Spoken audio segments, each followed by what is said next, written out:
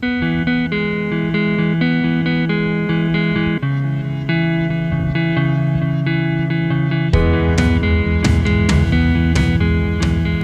folks, another brake update here. Got both lines back out. You kind of see the differences between them. And they're kind of not. They're fine for the most part until about right here. The bends change. So I talked to the manufacturer who I bought the kit from, and after a couple of days of back and forth, they basically confirmed that it looks like this kit was actually designed for a Commando with power brakes, and that's why the end down here that connects to the master cylinder is so much different than what was on the Jeep. With a brake booster, you've got a big chunk.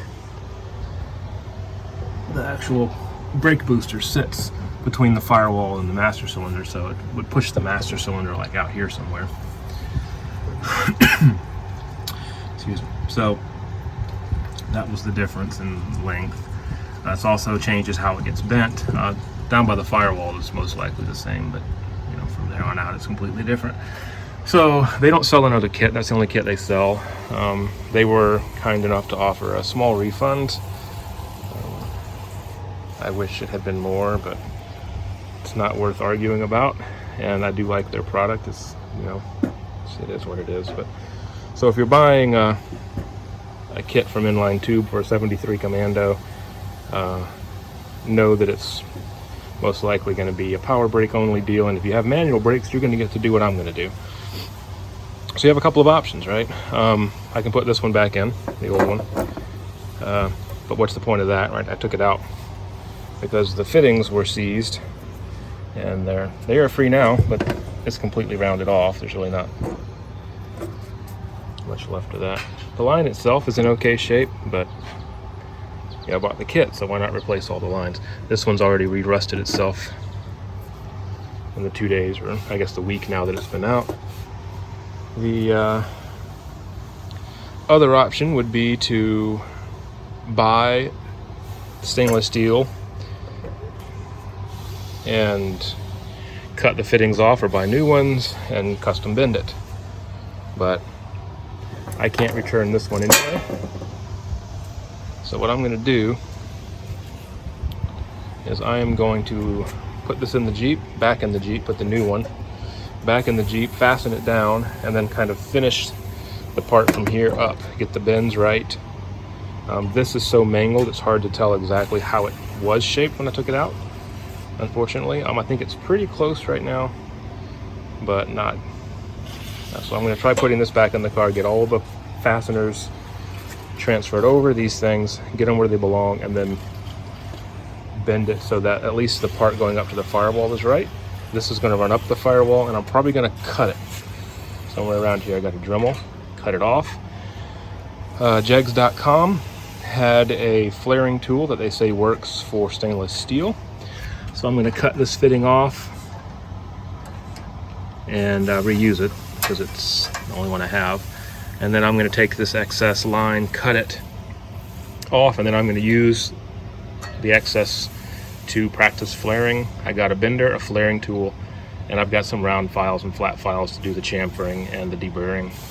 I've never done this before. I've heard it's not too hard.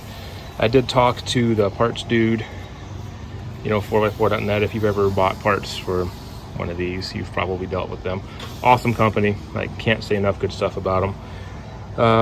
They do sell a full kit for the Commandos, but they don't sell individual lines.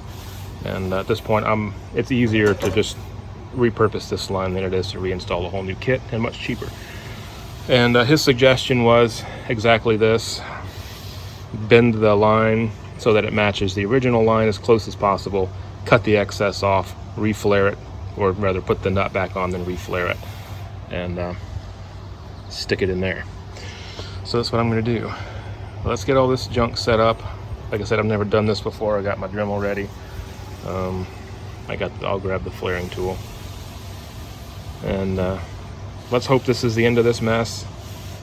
I guess worst case, I'll go get some more fittings and some raw line and just transfer over the abrasion spring thing to the new line and start from scratch. But let's do this first, right? We got it. We can't return it. Let's do what we have. Use what we have, right? Okay, get going. Okay, so here's the tools. Tubing bender. Jegs.com, there's the part number. I've not used any of these. You can see they just showed up this morning about an hour ago. And then the flaring tool, that's part number for that. Double flare tool, 45 degrees, which is what I hear is what the original flares are.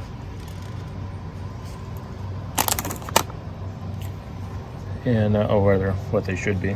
And then, yeah, that's the tool. It's the only one I could find that said it would work with stainless. Stainless is much harder than the mild steel that was on it. Most of the tools I found, like the rental tools from O'Reilly's Advance Auto, specifically said not to use them with stainless. And obviously, I went ahead and purchased the stainless steel lines, so I need a tool that'll work with that. So that's the tools. And I got a Dremel and some files.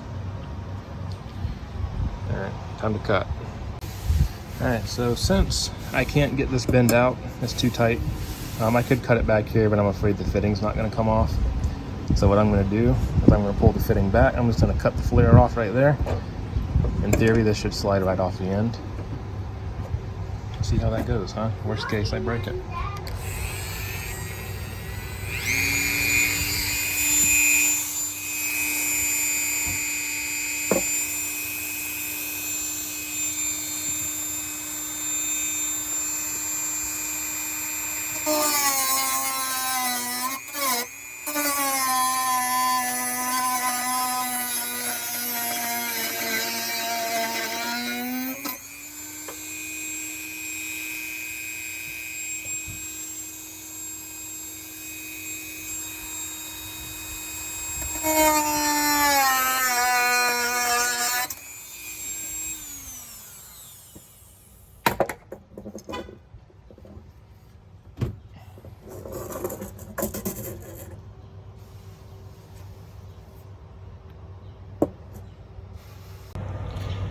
Okay, so here's kind of my rough setup for my sample test run. Got the instructions, it says to use lube, just use clean brake fluid. 1/4 inch line, so I've got it in the 1/4 inch lug, tightened down both sides. I clamped it down and I used a flat file to go across the edges and try to get it as straight as possible. And then I also kind of ran it, back and forth all the way around to get kind of a chamfered edge. And then lastly, a little round file here just to kind of, run in there. Basically just go around the perimeter on the inside to get all the burrs out. So that's kind of what it looks like. I've never done this before, but we'll see. The instructions say to find the right die. So this is my 1/4 inch die. Set it on here, set your tube depth so that it's about flush with the top of the die. And you're gonna put the die in here, center it. Might be kind of hard to do on an angle like this, but that's kind of how I'm gonna have to do it on the car, so I'm practicing it on its side like that. And then once that's centered, this is going to go on, and you just clamp that thing down until this bottom's out. Back it off, run it down again with just the die there, the one on the tool, and that's supposed to do it. So I'm going to do that again. First time I've ever done this. I'm probably going to cut it off right here and do another one right behind it, and we'll see how it goes. Okay, so there's something.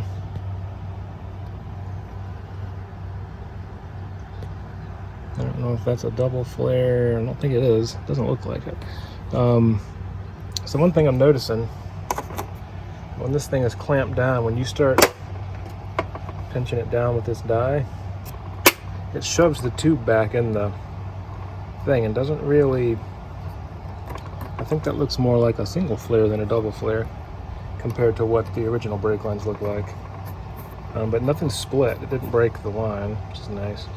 So I'm going to chop it off here and try it again. Alright folks, kind of a weird break in the middle of this video. Mosquitoes are nuts. You can probably tell by my frustration here, this flaring tool is not working. I found a way, I've got a solution, there's a line installed. Let me take you under the hood and show you what I've done. I'll kind of walk you through kind of what happened. Okay, so under the hood, see there's a new brake line in there. Runs down the frame, finally gets hooked up here. You'll notice, maybe you can notice, it's not the stainless steel line, it is a mild steel line. And it is installed. I ended up, there's still a little bit more work to do down here. The original rear brake line is kind of contacting the shift linkage, and I need to move down here. This line needs some more tweaking, but it is in.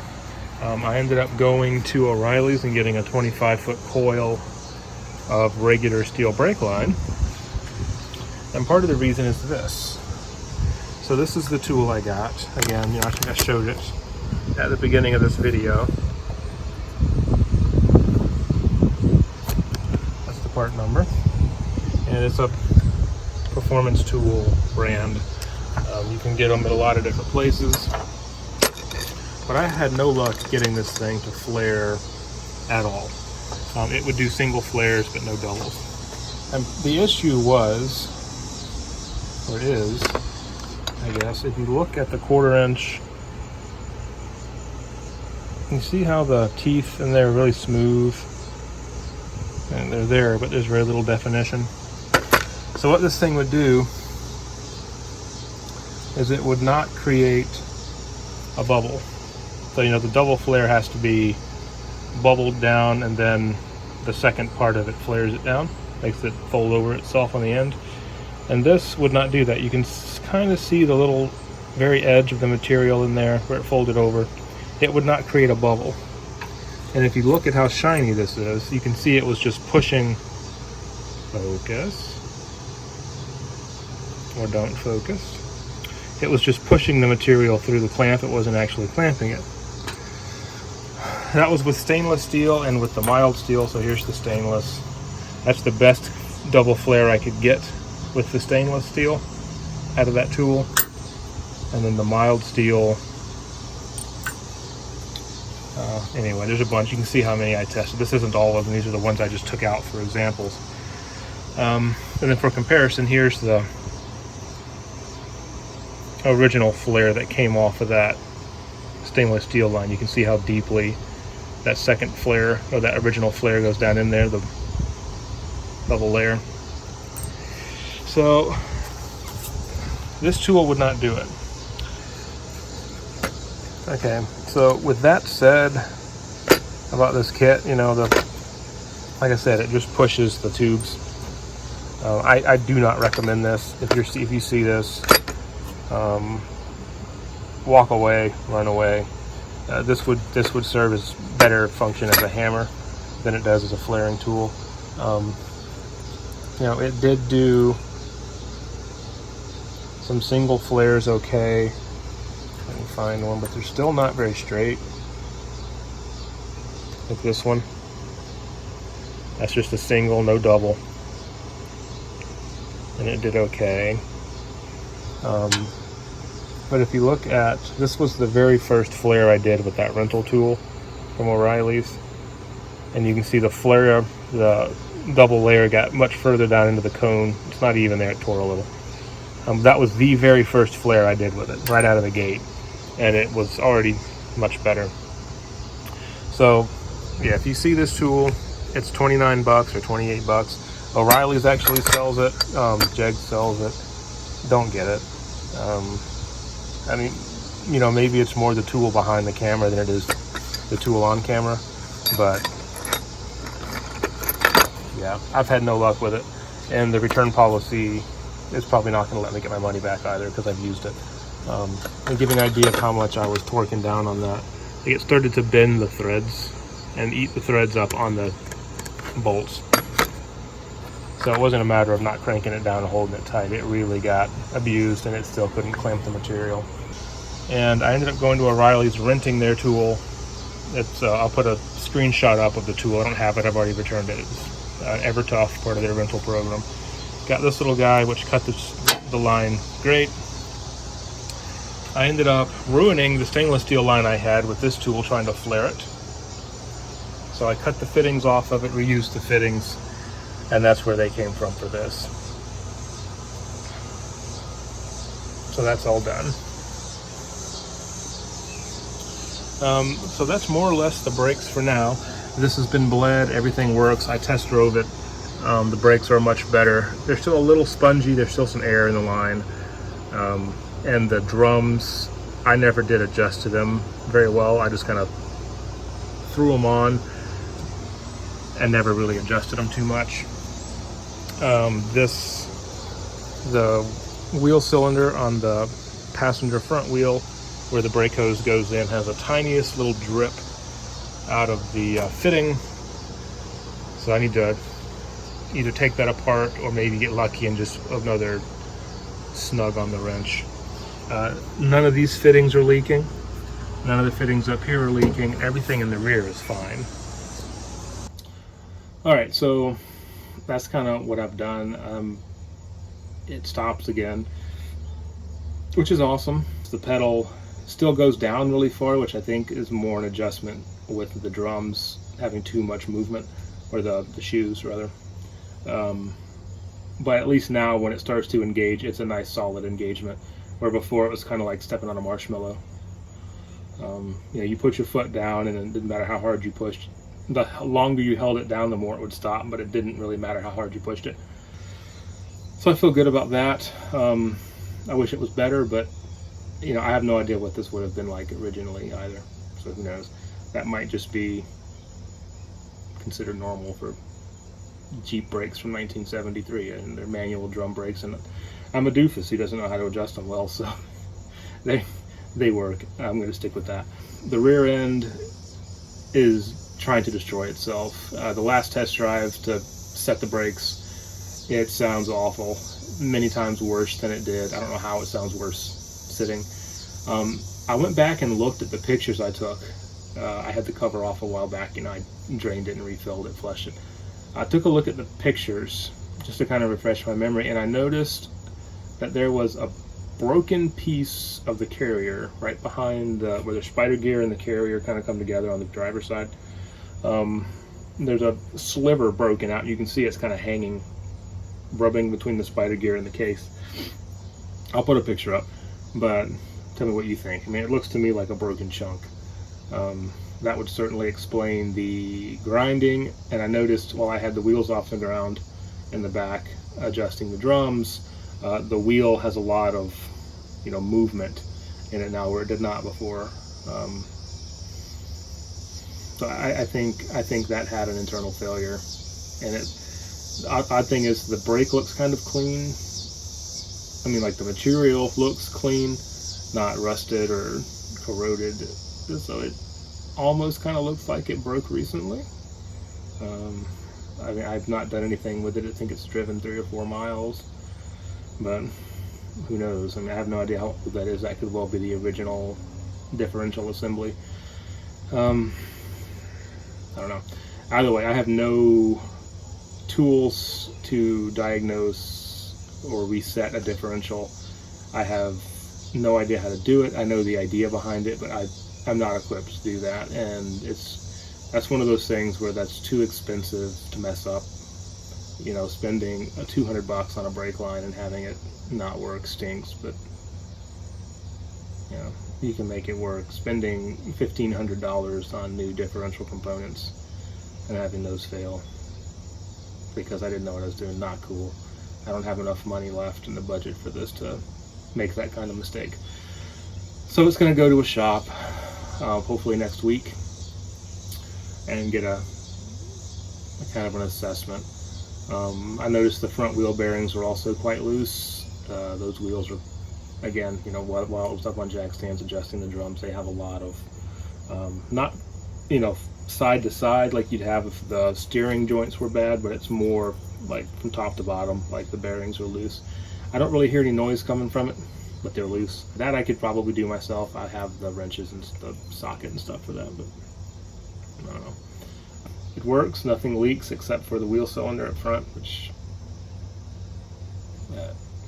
I don't know, but it stops better than it did. So I'll get you guys an update after that, let you know what the rear end's doing, and go from there. It was fun to drive it again, but the rear end is so bad. It's starting to bind up in corners, and it's not long for this world. I think it's about 1.5 miles down the road to the shop, so hopefully it makes it that far. But yeah, thanks for watching. I'll get you some more updates as they come along. I would like to do a big update as well on all the stuff that's been happening to this Jeep off camera. You know, you guys have seen the big things for sure, but the big things are probably the smallest part of the amount of work that has gone into this nugget. So once it's running and driving again and I can safely drive it down the road, I'll get you guys kind of do a walk around if that's something you're interested in seeing. You know, comment or whatever if you would like to see something like that, maybe a little more in depth on what's been done to it, on what needs to be done, that sort of thing. Really done this time, I'm just rambling. Thanks for watching.